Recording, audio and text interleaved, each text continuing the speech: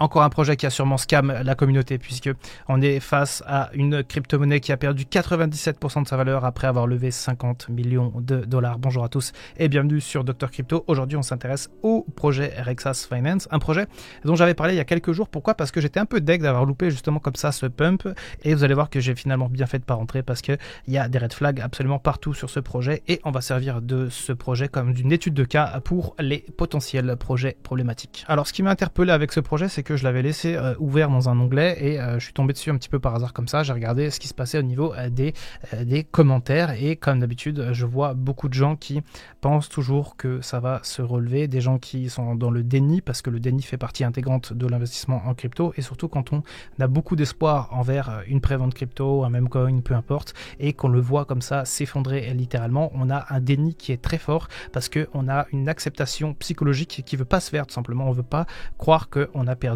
notre fric et que ça ne reviendra jamais. Donc on se dit que ça va remonter, et on essaye surtout de convaincre les gens que ça va remonter pour que eux-mêmes puissent réinvestir des liquidités et que les gens qui se sont fait flouer puissent sortir à break-even. Ça, je l'explique beaucoup dans la formation La science des meme coins, mais c'est pas le sujet. Ici, on peut voir qu'on a aussi des gens qui se rendent bien compte qu'en fait, on a affaire à un projet quand même assez complexe. Il y a soit des gens qui sont très bullish, soit des gens qui crient au scam. Ça, c'est comme d'habitude, et ça, c'est vraiment comme ça avec tous les projets, même ceux qui n'ont pas des courbes comme ça absolument terrible. Je dois avouer quand même qu'on est face à une charte crypto qui n'est pas vraiment très sympathique, on va dire, surtout là, ce mouvement-là où justement on passe au niveau de la mer et on montre bien qu'il y a une cascade de prise de profit ou de liquidation ou un retrait de la liquidité, et c'est exactement ce qu'on va aller voir directement sur Dextool. Je vais vous montrer un petit peu comment on fait pour analyser les listings de crypto-monnaies. On se retrouve donc sur Dextool, et par rapport à Solaxy hier, et bien cette fois-ci on a la charte qui est véritablement la même, et ce que j'aimerais vous montrer, c'est tout simplement ce qui se passe au niveau des baleines. Ça, je rentre beaucoup plus dans les détails dans la formation La science des meme coins, mais ici on va regarder simplement ce qui se passe au niveau des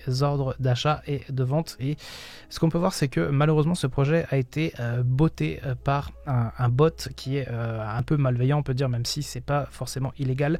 C'est l'adresse de ce wallet là, celui qui finit par AE13. En fait, c'est un bot ultra connu qui s'appelle Jared from Subway.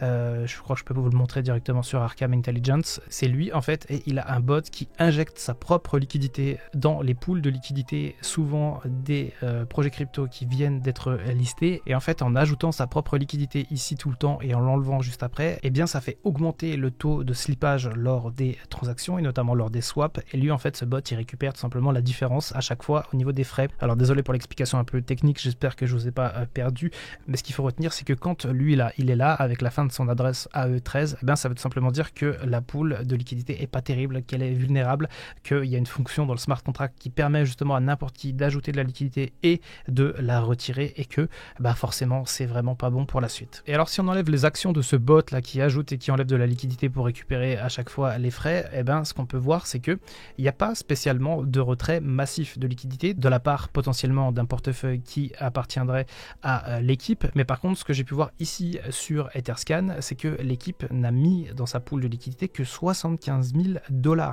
Et donc je vais pas vous faire un dessin, mais ça fragilise énormément la pool de liquidité. Ça fragilise aussi forcément le prix, et ça provoque aussi des mouvements assez violents au niveau du prix. Et effectivement, avoir si peu de liquidité dans la pool, ça peut permettre aussi ce genre de mouvement absolument dingue, puisque le token a fait littéralement x5 en 3 heures, mais ça veut dire aussi que au moindre retournement, on peut avoir un crash assez massif. Quand on a justement une pool qui est illiquide comme ça, et ben on a des mouvements assez fous dans les deux sens. Et alors je vais pas tourner autour du pot pendant 1000 ans, je vais vous dire où est le problème de ce projet. C'est qu'en fait simplement ils ont levé 50 millions de dollars et ils ont placé 75 000 $ dans la pool. Voilà où est le problème de ce projet. En fait, l'équipe a conservé tous les fonds qu'ils avaient levés et a rendu à la communauté 75 000 $ sous forme d'une pool de liquidité où justement tout le monde se battait pour récupérer ces fonds, ce qui a précipité le prix de 90%. C'est tout à fait logique quand on voit les choses sous cet angle. Ah, et oui, on peut voir aussi facilement sur Etherscan qu'il y a un wallet qui détient 20% de tous les tokens de Rexas Finance, et ça, c'est aussi un énorme red flag. Petit rappel, je vous apprends à analyser les meme coins et les lancements de crypto, les préventes crypto, tout ce que vous avez besoin de savoir ici dans la science des meme coins.